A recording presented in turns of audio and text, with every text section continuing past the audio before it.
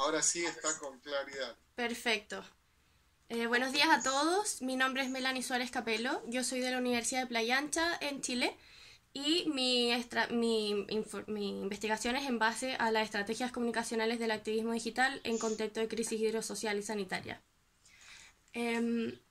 Como punto de aporte de esta investigación, lo que logra es entender que a través de redes sociales y medios digitales se pueden gestionar los riesgos adheridos a sociedades de riesgo que estamos vivenciando actualmente.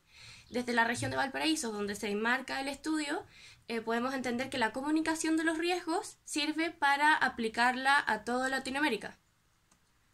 Desde este punto, en el antecedente del problema global, podemos entender que los organismos mundiales como la Organización Mundial de la Salud, el Fondo Monetario Internacional, la CEPAL, entregan a través de estrategias de comunicación vertical que no permiten la integración de las comunidades en el proceso comunicacional, logran crear vulnerabilidad al entregar recursos y información de manera global sin entender los contextos propios de cada comunidad, en este caso rural.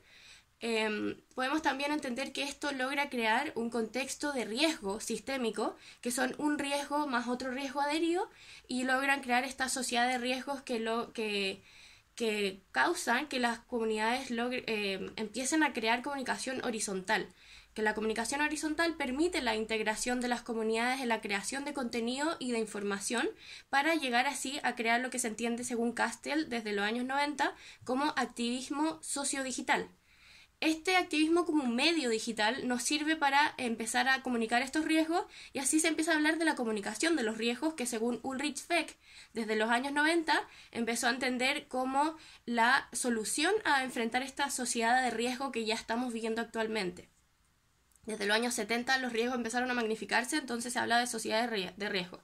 En el punto local de problema de la investigación tenemos una crisis hídrica que está viviendo la región de Valparaíso, que es la segunda región con más problemas por crisis hídrica en Chile, en base al extractivismo, que fue implantado debido al neoliberalismo que vivimos en Chile, en una dictadura que permitió la creación de un código de aguas, que es una ley que hace que las personas o los empresarios puedan detentar derechos de agua a perpetuidad y así quedarse con los ríos en piscinas que después el mismo gobierno le compra para venderle a las comunidades y crea este mercado del agua. Este es como el problema local en el que estamos enfrentando. De este caso tenemos la minería, la inmobiliaria y la agricultura que están dejando a las comunidades sin acceso a este bien común que es entendido como un recurso. En este punto nuestra pregunta de investigación es mediante qué estrategias las comunidades han podido enfrentar esta escasez hídrica en un periodo de pandemia y cómo han enfrentado la politización de los bienes comunes en el contexto que estamos enfrentando.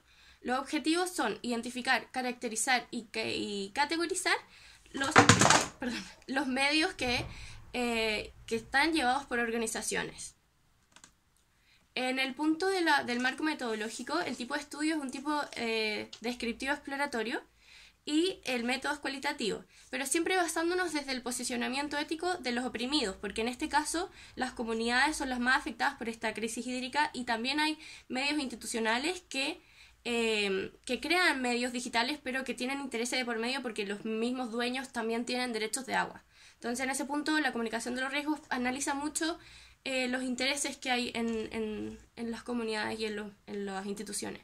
En la técnica tenemos análisis de medios digitales y los instrumentos son análisis crítico del discurso verbo-visual y es el corpus de publicaciones que está inmerso en un contexto de crisis hidrosocial y sanitaria que ha obligado a las comunidades a emigrar a los territorios digitales para poder enfrentar estas crisis hídricas que debido a los confinamientos no pudieron seguir protegiendo el territorio directamente.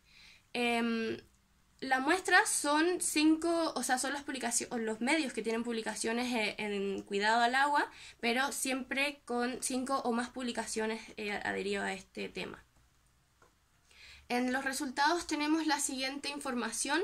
En la quinta región de Valparaíso, de Chile, que es Valparaíso, tenemos 20 medios de comunicación que están adheridos al cuidado del agua. Estos 20 medios están a cargo de 10 organizaciones. Estas 10 organizaciones trabajan con distintas estrategias que categorizamos en una base de datos y los analizamos en profundidad y descubrimos lo siguiente.